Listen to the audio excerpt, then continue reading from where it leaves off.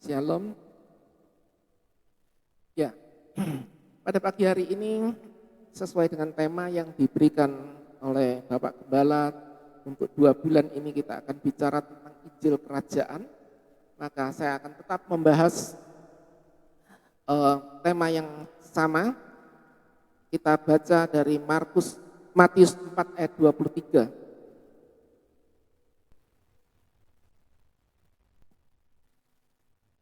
Matius 4 ayat 23. Yesus pun berkeliling di seluruh Galilea.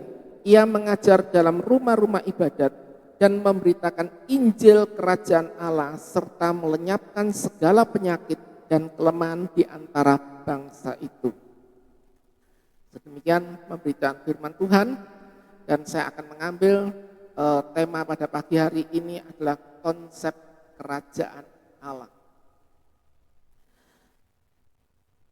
Ya, kerajaan Allah berasal dari satu kata Ibrani yang berarti Besorat Hamalhut, ya, di mana Besorat artinya adalah kabar baik atau Injil, Hamalhut berarti kerajaan.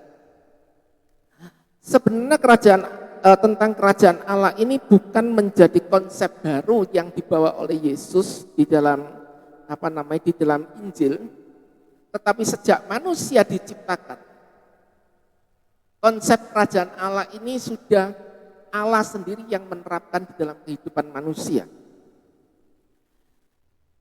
Dan apa maksudnya? Tuhan ingin sekali supaya kita sebagai umat ciptaannya tunduk kepada Allah dan kita hidup di dalam satu kepemimpinan yang dipimpin oleh Allah sendiri. Tetapi di dalam perkembangannya, kehidupan manusia memiliki rasa tidak puas. Manusia kadang sampai hari ini di dalam hidupnya suka membanding-bandingkan. Peribahasa mengatakan bahwa rumput tetangga lebih hijau daripada yang di halaman sendiri.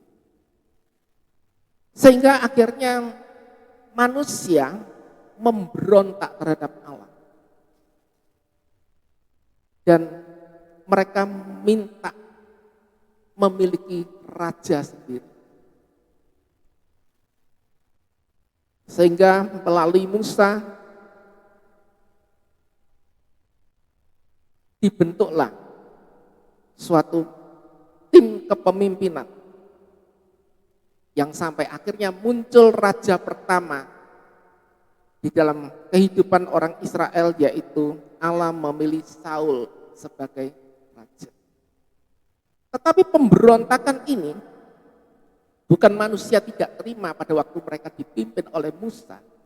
Tapi Allah katakan apa? Mereka bukan menolak engkau, tetapi mereka menolak aku. Manusia tidak puas dengan apa yang Tuhan kerjakan di dalam kehidupan mereka. Sehingga kehidupan manusia akhirnya mengalami banyak masalah yang tidak pernah berkesudahan. Itulah sebabnya di dalam konsep pemahaman Yahudi, mereka merindukan satu hadirnya Mesias pada akhirnya. Dan mereka berharap Mesias ini hadir untuk membebaskan mereka dari penjajahan yang ada. Sampai dengan lahirnya Yesus di antara mereka, mereka pun tidak pernah menyadari dan tidak pernah bisa menerima kehadiran daripada Mesias di dalam hidup mereka. Hingga sampai hari ini, banyak orang Israel yang tidak percaya kepada Yesus. Itulah sebabnya mereka tetap percaya dengan apa yang diajarkan oleh nabi-nabi terdahulu, dan mereka tetap di dalam keyahudian mereka, dalam keyakinan Yahudi mereka. Sehingga tidak semua orang Israel percaya dengan Yesus. Hal yang sama mungkin terjadi juga di tengah-tengah bangsa ini. Orang banyak sekali mencari sesuatu untuk dihadirkan di dalam hidupnya, mencari damai sejahtera, mencari sesuatu yang mereka ingin capai. Sehingga di dalam keyakinan Jawa, mereka percaya bahwa mereka ini menunggu apa yang namanya Satrio Piningit, pangeran yang belum muncul, masih bersembunyi. Sehingga itulah perlunya kerajaan Allah ini disebarkan kembali melalui setiap kita. Kita sendiri harus ngerti konsep kerajaan Allah itu apa. Supaya banyak orang yang hari ini belum menerima kabar baik. Kabar baik itu boleh menjangkau mereka. Boleh mereka dengarkan. Dan mereka pun boleh memahami bahwa sebenarnya Satrio Piningit yang mereka tunggu-tunggu itu sudah hadir 2000 tahun yang lalu. Puji Tuhan, hari ini kalau kita melihat di sosial media banyak sekali perubahan yang dahsyat di berbagai belahan dunia. Kita lihat di negara-negara Timur Tengah ada satu negara yang saat ini, Iran, di mana setiap tahunnya lebih dari 1 juta orang percaya pada Kristus. Mereka merasakan satu tekanan yang luar biasa di dalam kehidupan mereka. Dan pada akhirnya tekanan itu membuat mereka lepas daripada apa yang mereka pegang dan apa yang mereka anggap baik. Itulah sebabnya kita sendiri sebagai orang percaya perlu untuk memahami konsep kerajaan Allah ini supaya konsep kerajaan Allah ini benar-benar bisa kita kuasai, kita saksikan, dan kita boleh membawa jiwa-jiwa datang kepada Tuhan. Kemarin saya mendengar satu khotbah dari seorang pendeta di mana dia sudah belajar sedemikian rupa dan akhirnya dia belajar melihat bahwa ternyata gereja hari-hari ini terdiri dari 3 gereja besar. Yaitu gereja yang pertama disebut dengan gereja yang menghadirkan kuasa.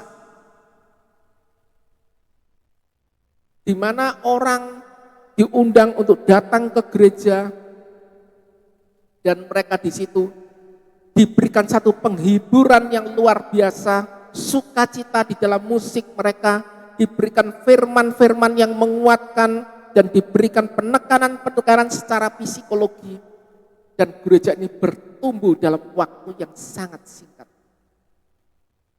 Dan dia berkata, saya adalah bagian daripada gereja.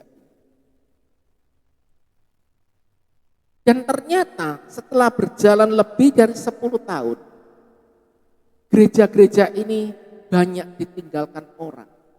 Dan di luar negeri tipe gereja ini sudah banyak sekali yang tutup. Karena gereja ini tidak mengalami pertumbuhan. Gereja ini isinya adalah orang yang makin lama makin tua dan akhirnya mereka sendiri merasa jenuh berada di tempat ini.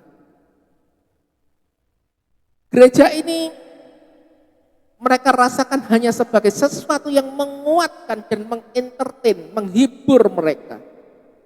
Tapi pada saat mereka keluar dari gereja, mereka merasakan hidup mereka tidak jauh mengalami perubahan. Kemudian tipe kedua adalah gereja yang suka sekali mengundang orang. Gereja mengeluarkan biaya yang begitu besar, mengundang tamu untuk hadir, mengundang selebritis untuk bersaksi, mengundang banyak orang, menyebarkan spanduk-spanduk. Bahkan gereja sering membeli banyak sekali kendaraan, bahkan menyewa kendaraan untuk menjemput orang-orang datang ke gereja mereka. Banyak sekali investasi yang mereka buang di situ. Dan gereja ini memang tumbuh. Tetapi bukan nama Tuhan yang dibesarkan. Tetapi gerejanya yang besar dan hamba Tuhannya yang besar. Dan akhirnya gereja ini mengalami banyak sekali masalah-masalah di dalam gereja ini karena mereka yang ada di dalam gereja ini tidak memiliki satu pengajaran yang benar-benar ditanamkan di situ.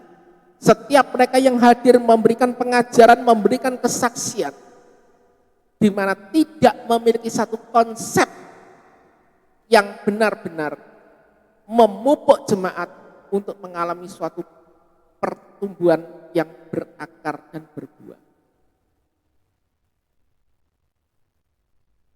Dan akhirnya gereja ini juga menjadi satu gereja yang terpecah-pecah. Karena melihat mereka di sini melihat bagaimana menjadi gereja ini mudah sekali dan makmur sekali, dan akhirnya setiap pekerja mendirikan gereja-gereja sendiri.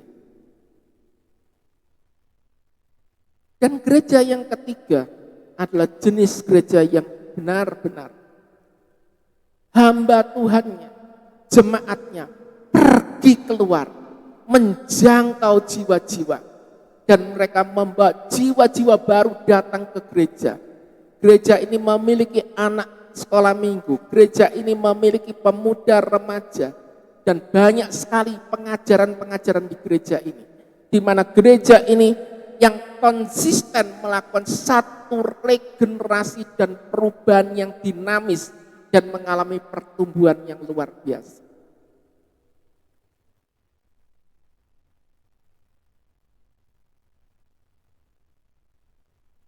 Nah, kita mungkin berpikir, kemana akan kita bawa gereja ini? Apakah kita akan masuk pada tipe gereja pertama, gereja kedua, atau gereja ketiga? Yesus sendiri selama dia ada di dunia, dikatakan apa? Yesus berkeliling ke seluruh Galilea. Ia mengajar di dalam rumah-rumah ibadat dan memberitakan Injil Kerajaan Allah serta melenyapkan segala penyakit dan kelemahan di antara bangsa. Yesus adalah Allah. Yesus adalah seorang gembala. Dia adalah seorang misioneri yang luar biasa. Dia tidak duduk di bait Allah untuk sekedar mengajar, sekedar berkhotbah. Sebagaimana yang disampaikan oleh Pak Adi di dalam khotbah yang lalu. Tapi apa yang dilakukan? Dia berjalan mencari jiwa. Dia berjalan mencari domba-domba yang hilang. Dia berjalan untuk menjangkau jiwa-jiwa yang sesat, orang-orang yang berdosa. Sehingga gereja ini isinya adalah gereja yang benar-benar merupakan kumpulan daripada orang-orang yang hidupnya membutuhkan perbaikan, membutuhkan suatu pemulihan. Karena gereja bukan tempat hiburan. Gereja bukan tempat untuk mencari kesenangan. Dan gereja bukan tempat untuk di mana kita ini menyenangkan telinga kita. Karena apa? Firman Tuhan katakan bahwa firman Tuhan itu seperti pedang bermata dua. Yang tajam. Dan akan menyayat setiap bagian-bagian penyakit-penyakit yang tidak bermanfaat dalam kehidupan kita. Dan akan terus mengerjakannya sampai dengan kehidupan kita mengalami satu pemulihan yang luar biasa. Yesus pada zaman Yesus, orang-orang Yahudi memang mengharapkan kedatangan seorang raja. Yaitu yang mereka sebut Mesias untuk membebaskan mereka dari penindasan Romawi. Tetapi pada waktu Yesus hadir, banyak di antara orang Yahudi termasuk Yudas berpikir bahwa wah, inilah mungkin orang yang tepat, yang cocok untuk diajak melakukan satu revolusi secara fisik.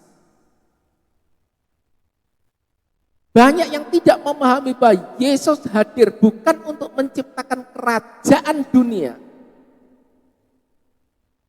tetapi Yesus hadir untuk menghadirkan kembali kerajaan Allah sebagaimana pada saat manusia pertama diciptakan oleh Tuhan.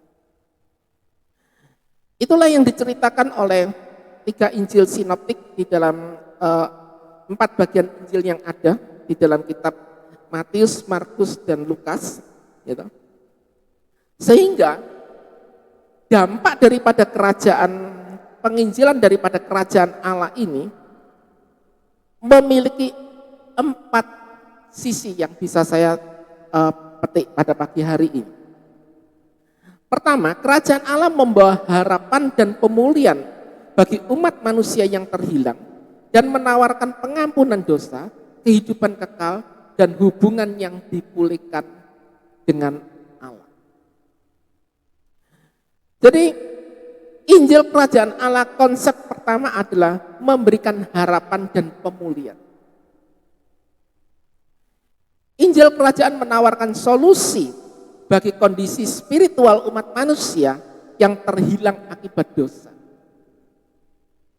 Karena dosa itu memutuskan hubungan manusia dengan Allah, sehingga Injil Allah dibagikan untuk memberikan harapan-harapan baru bahwa setiap kita yang seharusnya sudah tidak lagi layak untuk berdiri di hadapan Allah, maka kita dipulihkan. Melalui pengajaran Yesus, umat manusia diminta untuk diajak untuk kembali kepada Allah dan menerima pemulihan. Dan pemulihan ini harus dimulai dengan yang namanya pengampunan dosa. Kita perlu datang kepada Allah dan mengakui segala dosa kita. Mengundang kembali Allah hadir di dalam kehidupan kita. Mungkin selama ini kita menjadi orang yang kuat, orang yang terlalu banyak mengandalkan kekuatan kita sendiri. Dan pada waktu kita banyak mengalami kegagalan, kita banyak mengalami kejatuhan, kita baru mencari Tuhan. Kita baru ingat akan Tuhan. Datanglah kepada Tuhan dengan mengakukan dosa. 1 Yohanes 1 ayat 9 berbunyi, jika kita mengakui dosa kita, maka Ia adalah setia dan adil, sehingga Dia akan mengampuni segala dosa kita dan membersihkan kita dari segala kejahatan.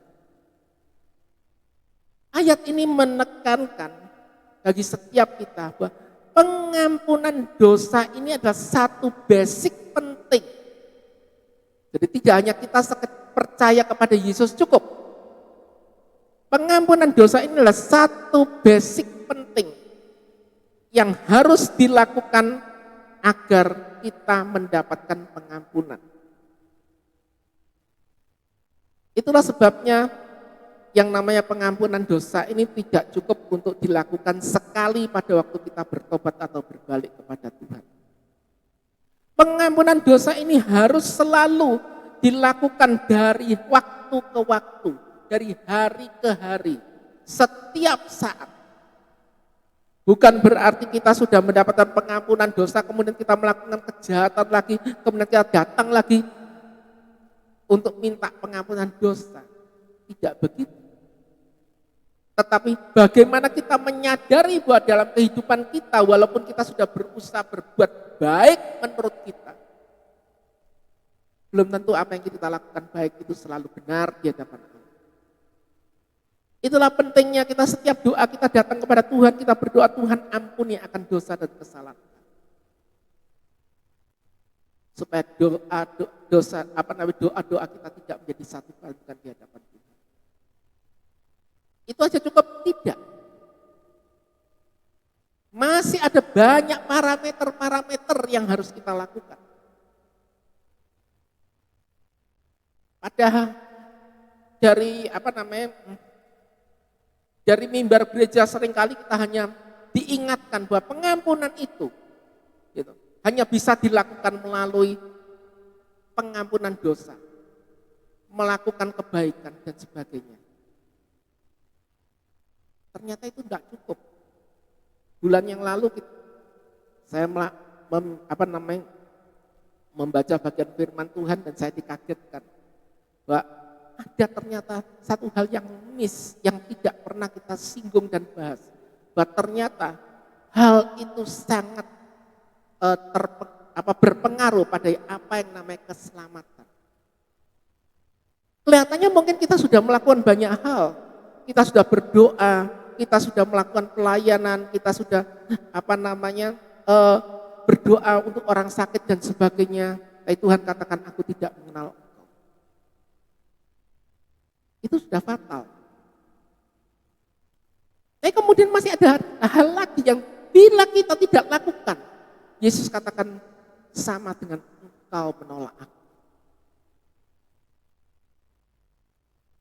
Jadi kalau tadi yang satunya adalah Tuhan yang menolak kita, tapi ada hal lain yang tidak kita lakukan, yang mungkin sepele, itu Tuhan katakan, engkau menolak aku. Nanti akan saya bahas di dalam khotbah berikutnya supaya kita bisa paham akan hal itu. Kemudian kerajaan Allah adalah juga memberikan janji akan kehidupan yang kekal. Sebagaimana ayat yang sudah sering kita dengar, Yohanes 3 ayat 16. Karena begitu besar kasih Allah akan dunia ini, sehingga ia telah mengaruniakan anaknya yang tunggal itu, supaya setiap orang yang percaya kepadanya tidak binasa, melainkan beroleh hidup yang kekal. Janji Allah tidak hanya sekedar pemberian harapan, tapi dia juga berjanji untuk melakukan pemulihan secara holistik. Jadi bukan hanya pada saat kita bertobat dipulihkan, kemudian hidup kita mulai dilayakkan oleh Tuhan, tetapi hidup hari ini dan hidup yang akan datang itu diberikan satu jaminan yang luar biasa,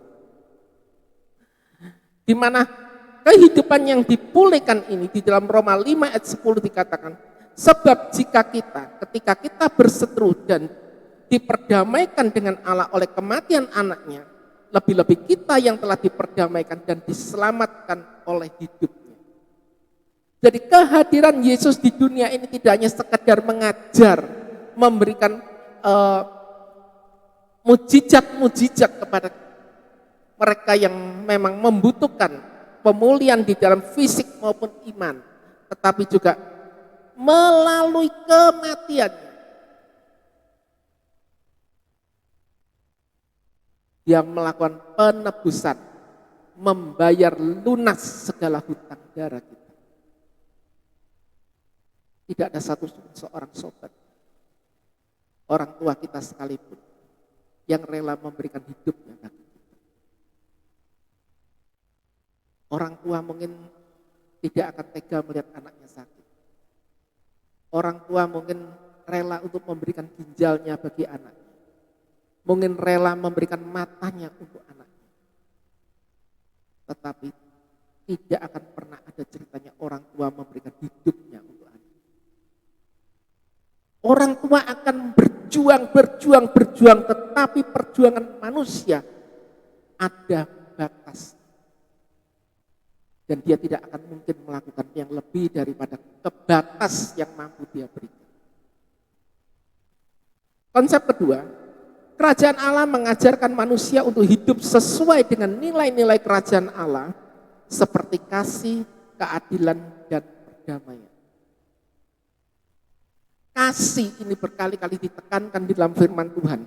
Matius 22 ayat 37 sampai 39 dikatakan, jawab Yesus kepadanya, kasihlah Tuhan Allahmu dengan segenap hatimu dan segenap jiwamu dan dengan segenap akal budimu. Inilah hukum yang terutama yang pertama. Dan hukum yang kedua yang sama dengan itu adalah kasihlah sesamamu manusia seperti dirimu sendiri.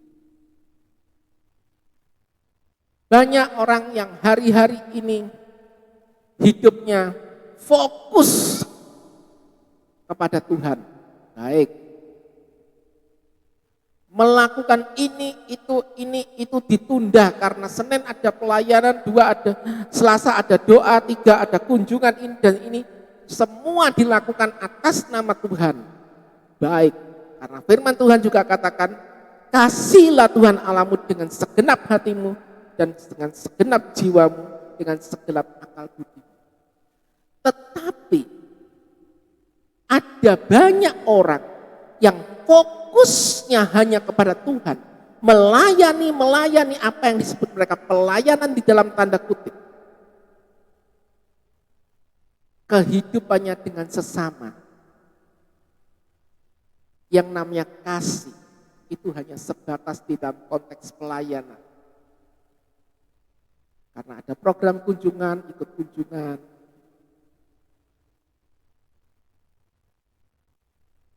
Tetapi bagaimana dengan kehidupan kita terhadap sesama kita? Orang-orang yang ada di dalam rumah kita, mungkin pembantu kita, mungkin dengan teman kerja kita, apakah kasih yang sama juga kita kerjakan terhadap mereka? Karena apa? Tuhan katakan, kasih ini merupakan hukum yang pertama. Sehingga sangat perlu untuk diutamakan bukan hanya kepada Allah, tetapi juga kepada sesama kita. Siapakah sesama itu? Sesama tidak disebutkan namanya. Siapapun yang ada di sekitar kita itu adalah sesama kita. Siapapun yang kita jumpai, siapapun kita lihat, siapapun yang kita temui, itu adalah sesama kita. Kata sama berarti satu level dengan kita, sama-sama manusia, bukan melihat derajatnya, apakah dia orang kaya, apakah dia orang berdaan kita, atau mungkin dia adalah orang yang ada duduk di pinggir jalan. Tapi hendaknya kasih yang sama diperlakukan secara sama kepada mereka. Itu kasih. Di dalam kasih ada yang disebut dengan keadilan. Kalau kita bisa mengasihi berarti kita harus bisa adil. Mika 6 ayat 8 dikatakan, hai manusia, telah kuberitahukan kepadamu apa yang baik, apa yang dituntut Tuhan daripadamu, yaitu melakukan keadilan, mencintai kasih, dan berjalan dengan rendah hati bersama alam. Namanya adil tidak membeda-bedakan.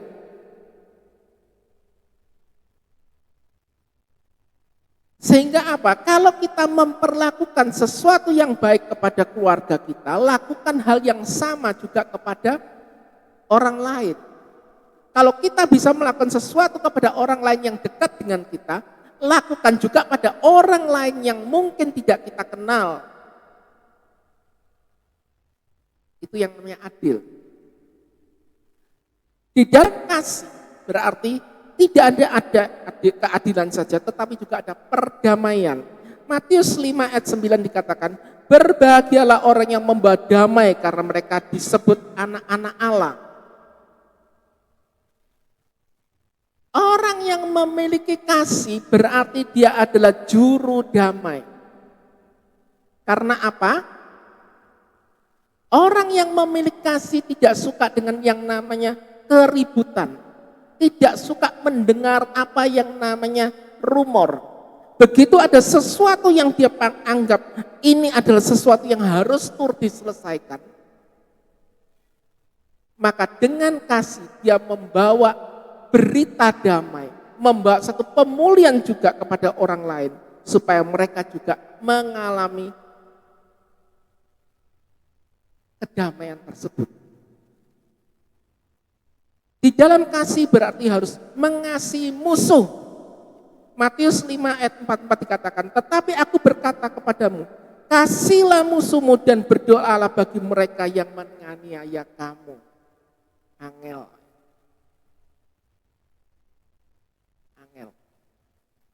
Karena apa? Orang yang menganiaya itu bukan orang luar.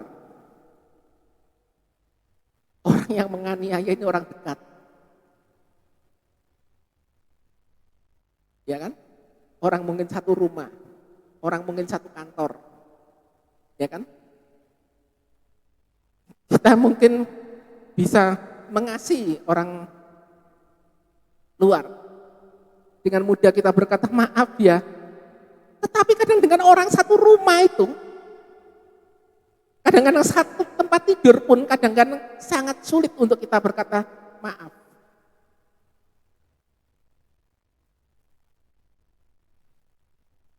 Itulah yang Tuhan harapkan.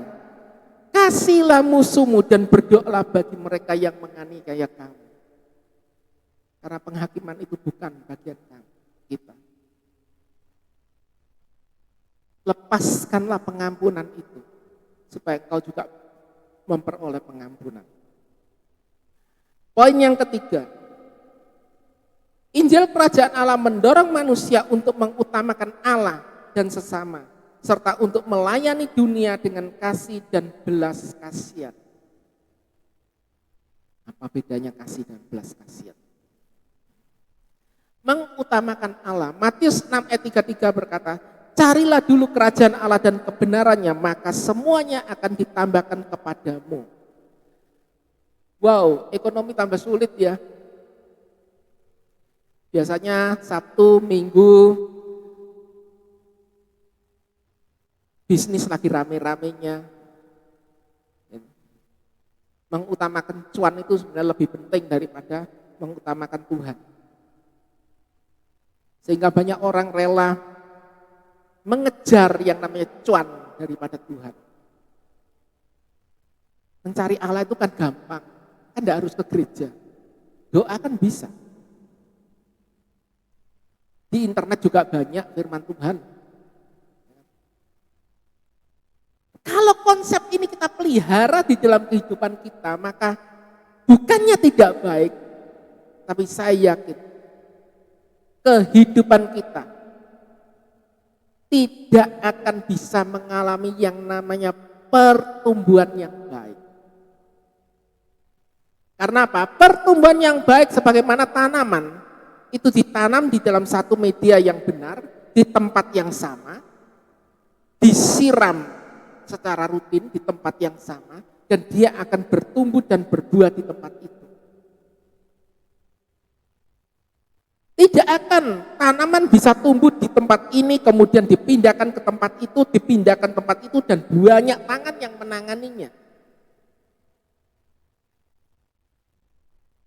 Karena pertumbuhan semacam ini tidak akan membuat tanaman ini menjadi baik. Begitu juga dengan setiap domba.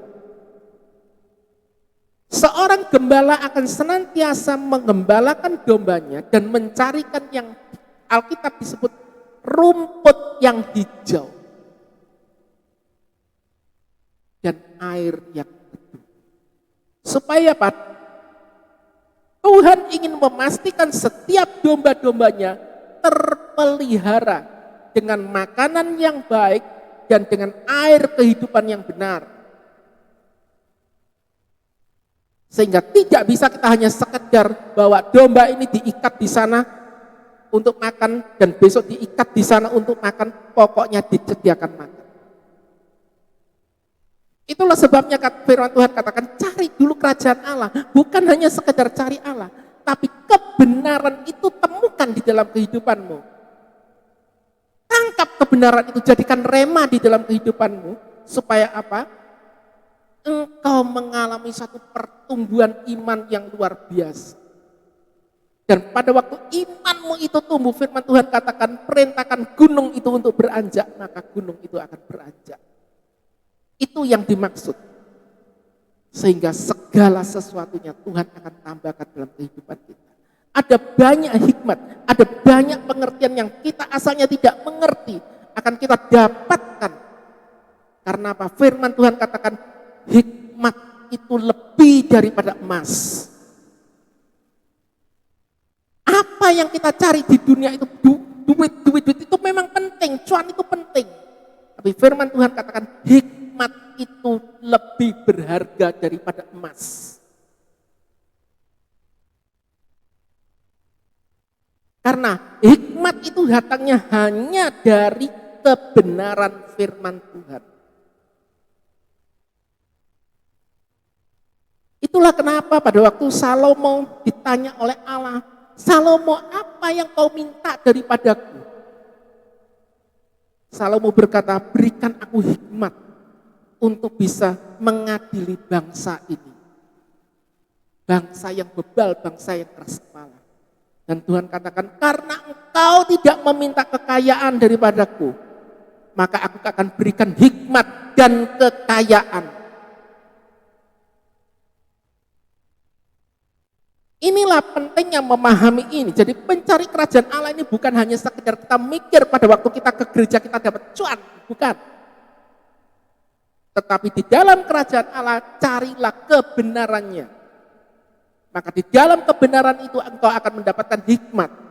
Dan hikmat itu lebih daripada emas. Kemudian Injil kerajaan Allah ini juga mengajarkan kita untuk mengutamakan sesama. Bukan hanya sekedar mengasihi, tapi mengutamakan sesama. Matius 7 ayat 12 katakan, segala sesuatu yang kamu kehendaki supaya orang lain perbuat kepadamu, perbuatlah demikian juga kepada mereka. Itulah isi hukum Taurat dan kitab para nabi. Jadi kalau kita ingin supaya orang itu memperlakukan sesuatu yang ingin kita dapatkan, maka lakukan juga hal yang sama. Jadi bukan membangun koneksi hanya sekedar mikir cuan, tapi bagaimana membangun koneksi ini juga berkorban. Bagaimana membangun koneksi ini juga melakukan hal-hal sebagaimana apa yang difirmankan oleh Tuhan. Karena apa? Mengutamakan sesama itu adalah pelayanan. Firman Tuhan katakan apa?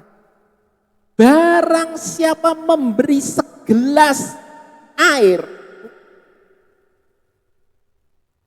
kepada mereka yang hina ini, mereka telah mendapatkan upahnya.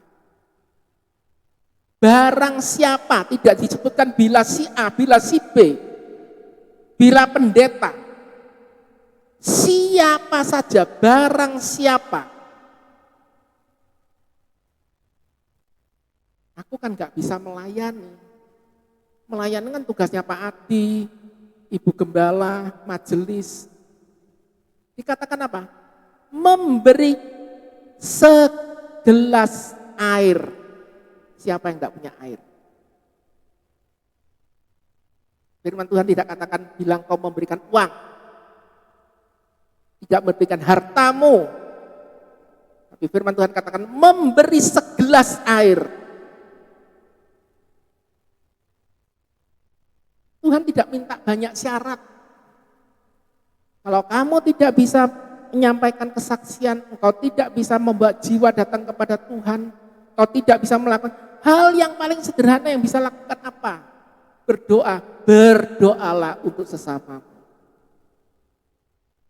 Kalau engkau bisanya kunjungan, lakukanlah kunjungan. Bukan hal yang berat yang diminta oleh Tuhan. Utamakan sesama itu. Wah, aku kan sibuk. Sesibuk apapun. Tuhan katakan apa? Engkau mendapatkan upahmu.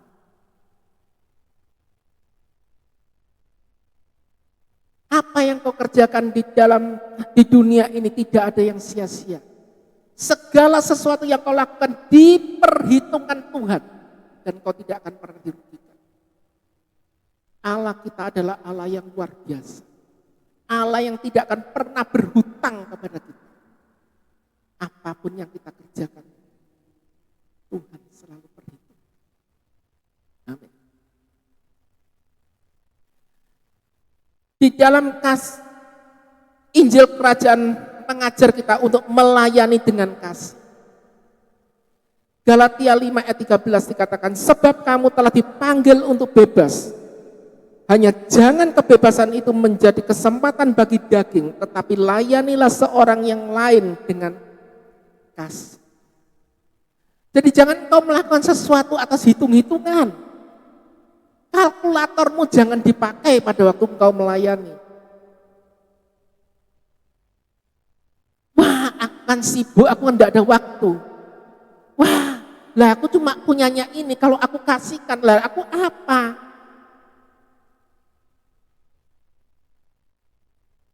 Cobalah. Kami seringkali mengalami hal-hal yang demikian juga karena kami juga manusia. Tapi pada waktu kita melepaskan apa yang Tuhan minta untuk kita kerjakan, nggak lama Tuhan tuh ganti. Ini kesaksian. Kalau mau dengar cerita kesaksian, sama istri saya pasti banyak itu kesaksian yang bisa disampaikan kalau masalah-masalah seperti ini. Dan kami tidak hanya cerita, bukan hanya petik firman Tuhan kita comot-comot saja, tidak. Tetapi apa yang kita alami itu kita bagikan kepada orang lain. Karena apa? Itu tadi. Setiap apa yang kita kerjakan diperhitungkan oleh Tuhan. Kadang-kadang itu hal yang sepele, yang kadang tidak penting dalam kehidupan kita. Kita hanya menginginkannya, hanya ada di dalam pikiran, belum turun ke hati. Tuhan sudah datangkan, Tuhan sudah sediakan.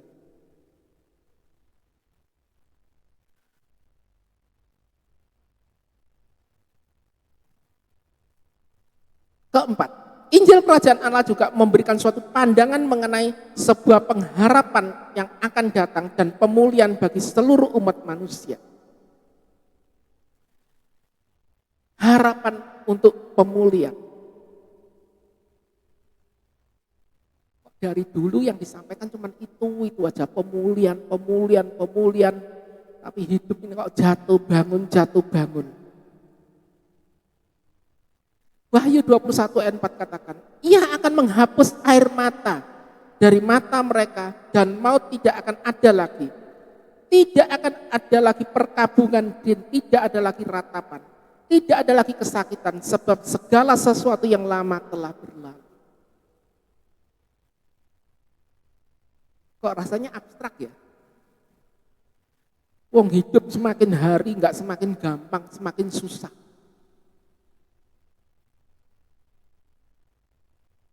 Tapi percayalah, setiap hal, setiap kesulitan, setiap masalah yang kita alami, pasti ada masanya. Dan di dalam setiap masalah yang kita hadapi, di balik masalah itu pasti ada berkat yang sudah menanti kita.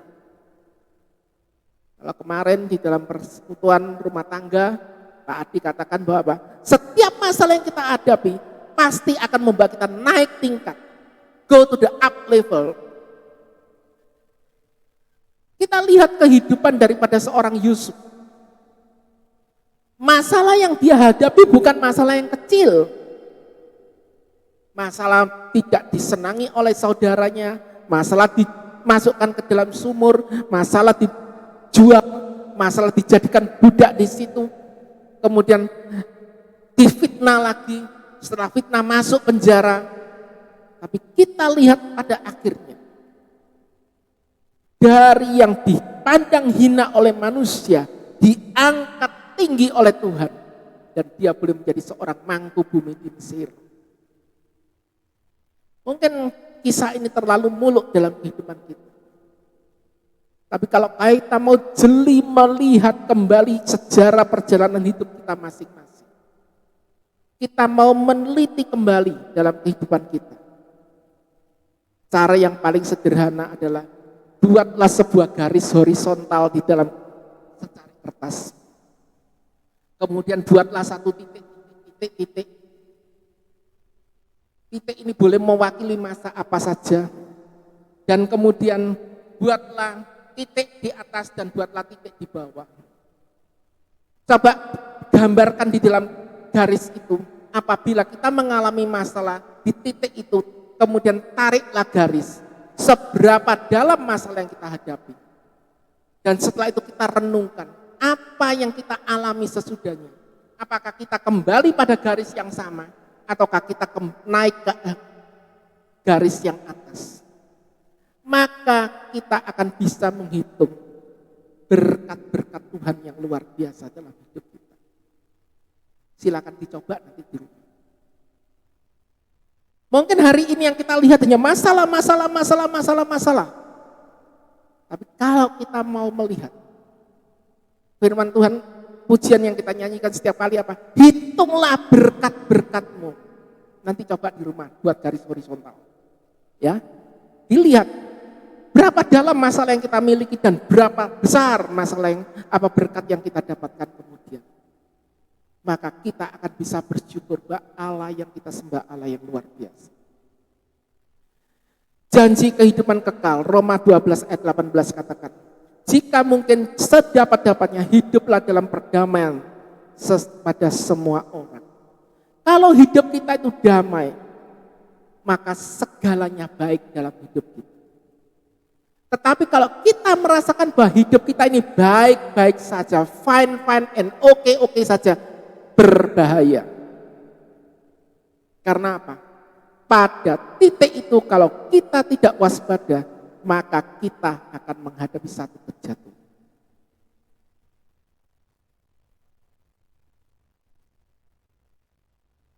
Ilustrasi yang pernah disampaikan Pak Adi di tempat ini, seekor kera tidak akan pernah jatuh dari pohon pada waktu dia sedang aktif di atas. Tapi pada saat dia kenyang dan dia tidur di atas pohon menikmati udara yang sejuk, maka apabila tidak berhati-hati, pada saat angin kencang datang dia akan jatuh. Itulah gambaran hidup.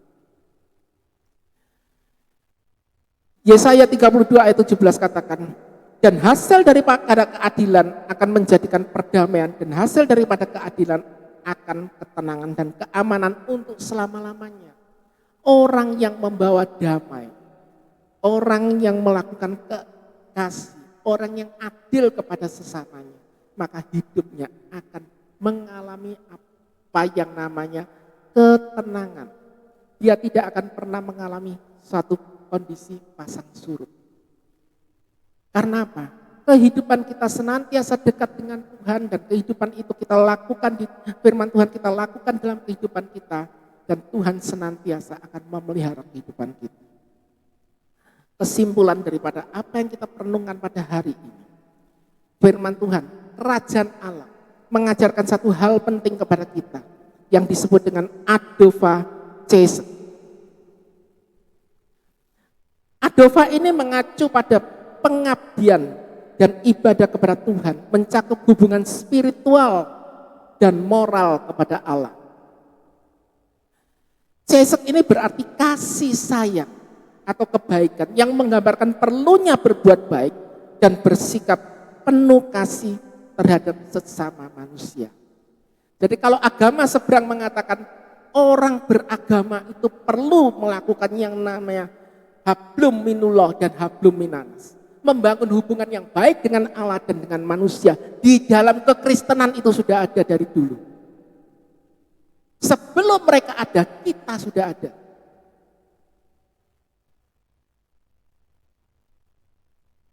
Jadi Allah tidak menginginkan hidup kita eksklusif hanya dengan Allah, tapi tidak pernah peduli dengan sesama.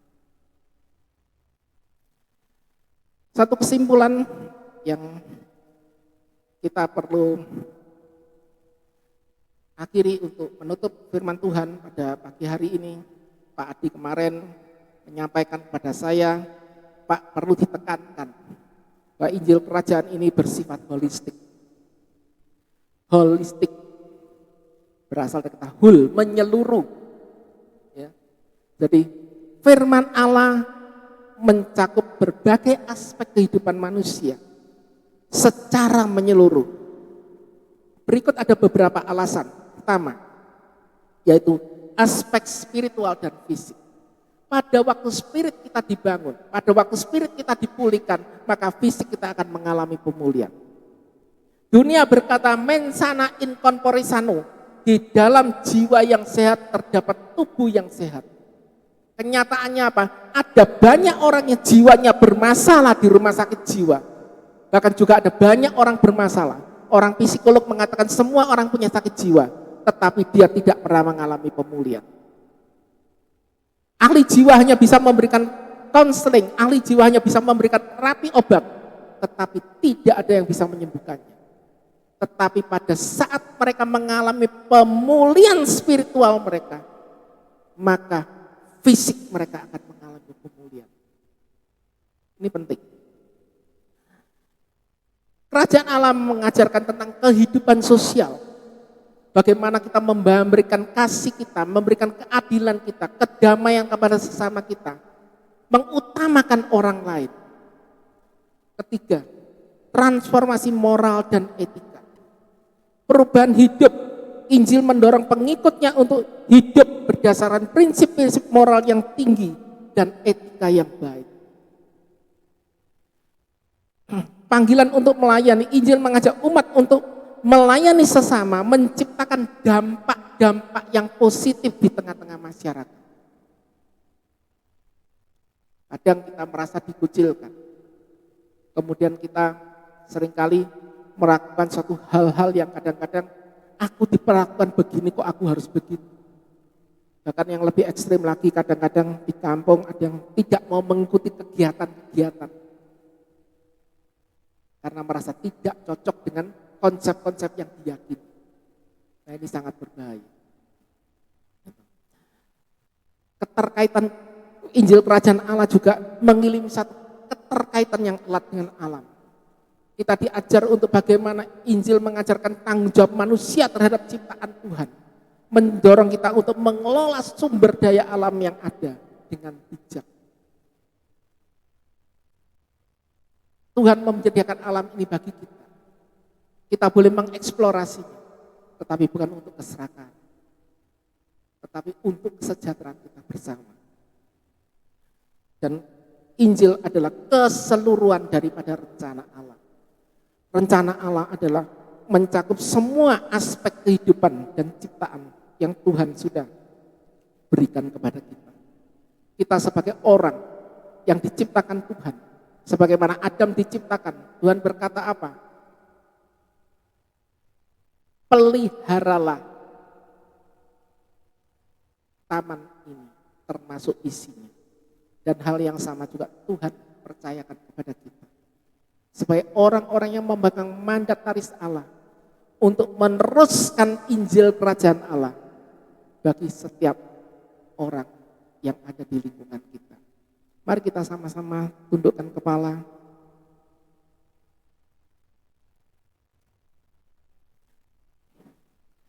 Kita renungkan kembali firman Tuhan pada pagi hari ini. Kalau kita selama ini sudah membangun hubungan yang baik dengan Tuhan, apakah kita juga sudah membangun hubungan yang baik kepada sesama kita?